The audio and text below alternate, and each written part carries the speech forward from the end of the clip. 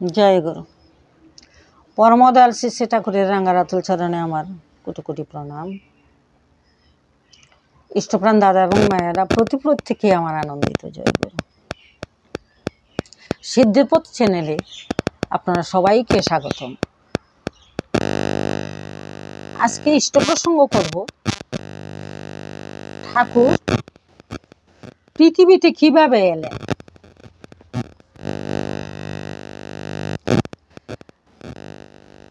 আগে একটা লক্ষ্মী ঠাকুরের ভিডিও করেছিলাম, আপনারা ভালোবাসা দিয়েছিলেন।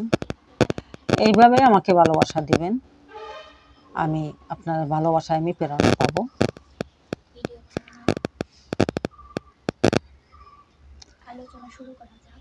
এখন আলোচনা শুরু করা যাক। পরমদয়াল শ্রী শ্রী ঠাকুর পৃথিবীতে কিভাবে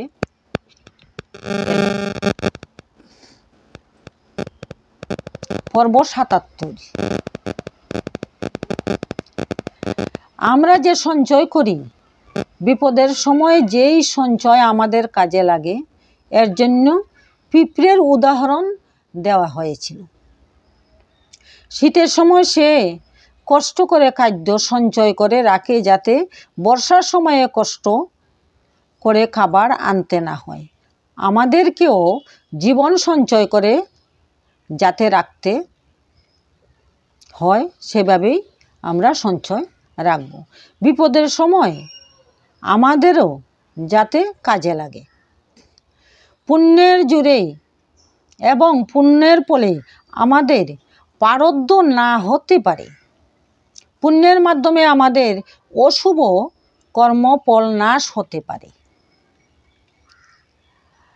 অবিনাশ শুভ হইয়া যাইতে পারে। আমাদের জীবন সমৃদ্ধির ভরপুর হইয়া যাইতে পারে। ঠাকুর বললেন, আগুনের মধ্যেও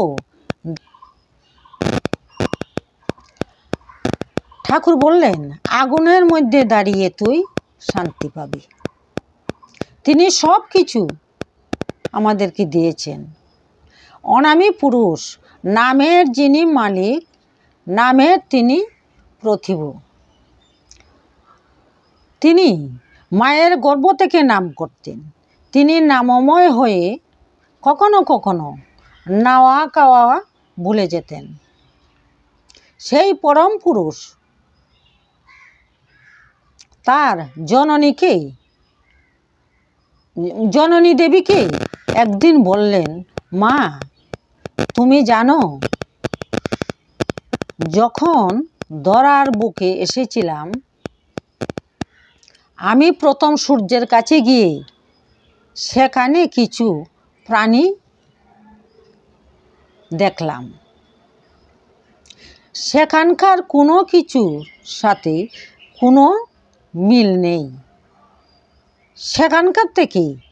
সেখান থেকে বেরিয়ে তিনি অনেক গ্রহ নক্ষত্র দেখেছিলাম।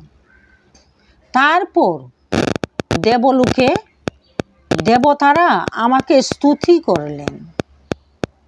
তাদেরকে রেখে আসতে আমার বড় কষ্ট হচ্ছিল। মা, আপনারা মন দিয়ে শুনুন ঠাকুরের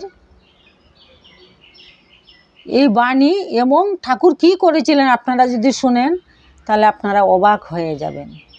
আমরা অবাক হয়ে যাই। আপনারা মন প্রাণ দিয়ে শুনুন। তাদেরকে রেখে আসতে আমার বড় কষ্ট হচ্ছিল। মা, তারা স্বাগতম স্বাগতম বলিতে বলিতে মুখরিত করে তুলেছিলেন। সেই অনামী পুরুষ নামের মালিক এই ধরাতে আবির্ভূত হলেন। 12 মাস 12 দিন পরে মাতা মনমোহিনীর কুলে আসলেন। 30শে ভাদ্র 1295 সাল শুক্লপক্ষে তাল নবমী তিথিতে শুক্রবার পৃথিবীতে আসলেন নরনারায়ণ রূপে মাতা মনমোহিনীর কুলে। স্বস্তি স্বস্তি স্বস্তি। জয় গুরু। আপনারা মন দিয়ে শুনুন এবং